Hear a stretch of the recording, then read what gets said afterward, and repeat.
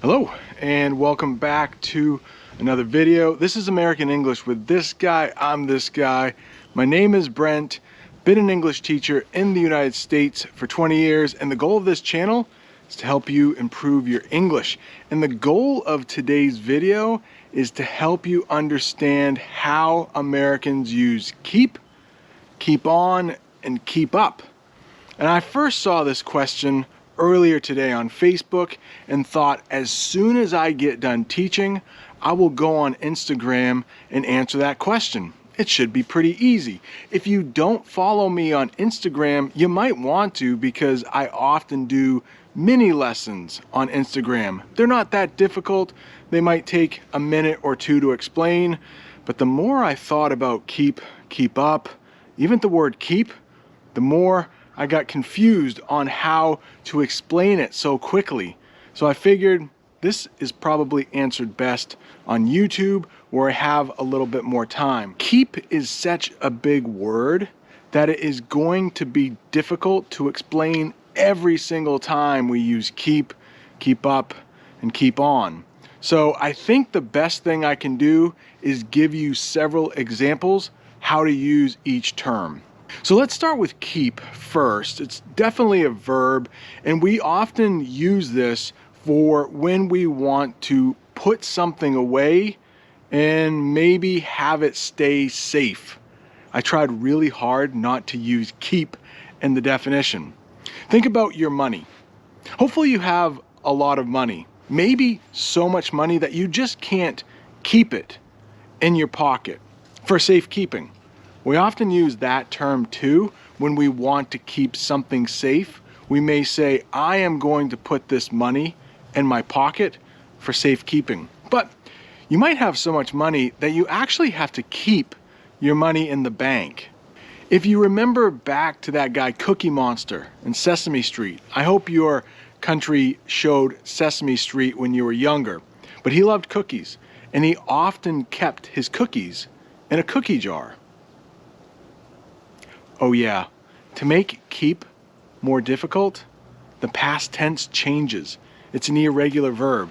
It changes to kept when you use it in the past tense.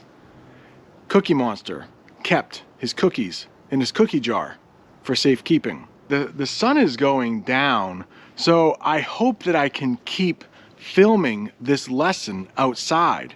See, there's another way that we use keep, and that means to do something longer. I hope you can keep studying English next year. Hopefully you don't get too busy and have to stop studying English. I hope you can keep studying it. Let's talk about keep on next. Keep on.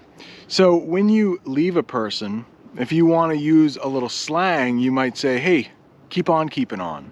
Keep on keeping on. It just means keep doing what you're doing. Hopefully what you're doing is good. Keep on keeping on. Sometimes you have to keep on top of your studies. You have to keep on studying.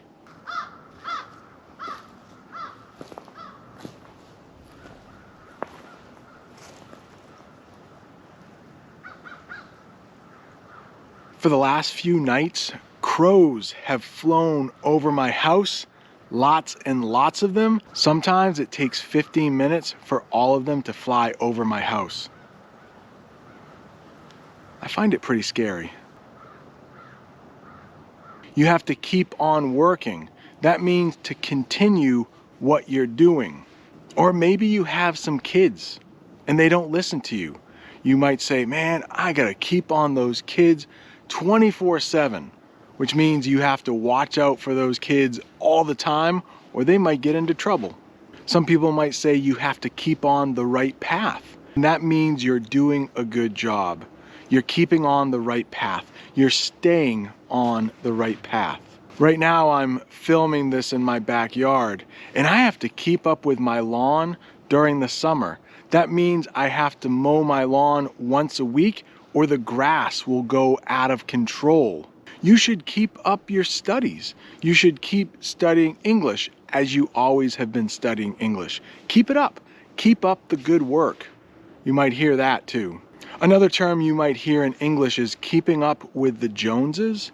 and that means you're trying to compete with your neighbor. We use that a lot in the United States. It's not good to try to keep up with the Joneses. Jones is a very common last name in the United States, so keeping up with the Joneses means that if your neighbor gets a new car so you can feel better about yourself to keep up with them, you also have to buy a new car. If you go running with a friend and you're both running at the same pace, but maybe you get a little tired and you fall behind, you could say, man, I need to keep up with my friend. That means also you need to catch up with that friend. I know, phrasal verbs, it's so tough. But if you're not going as fast as your friend, that means you're not keeping up with them. I hope you were able to keep up with everything I was saying. Keep up can also mean to understand.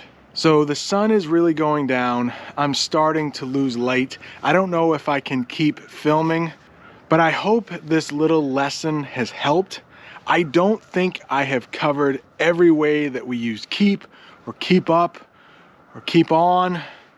It's pretty difficult, even for a native speaker, but I hope you understand those terms better than you did when you first started watching this video. If you are looking for more English, there is a playlist right there with all kinds of other phrasal verbs. And below that are a bunch of videos I've made with my wife, Jamie. Please don't forget to subscribe. Share this if you think one of your English learning friends can be helped by this.